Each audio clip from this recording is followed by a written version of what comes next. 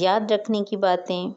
عزیز ساتھیوں، اللہ تعالیٰ کے اس پیارے نام المومن جل جلالہ سے ہمیں یہ سبق ملا کہ ہر پریشانی، گھبراہٹ اور مشکل میں امن دینے والے صرف اور صرف ایک اللہ ہے۔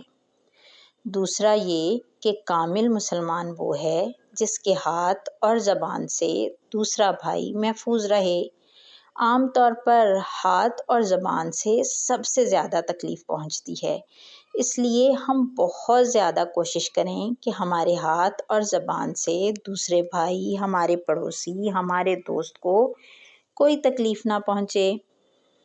جب کبھی شہروں کے حالات خراب ہوں یا کوئی تکلیف، مصیبت اور پریشانی کا خوف ہو تو ہم اللہ تعالیٰ سے زیادہ امن حاصل کرنے کی دعا مانگیں۔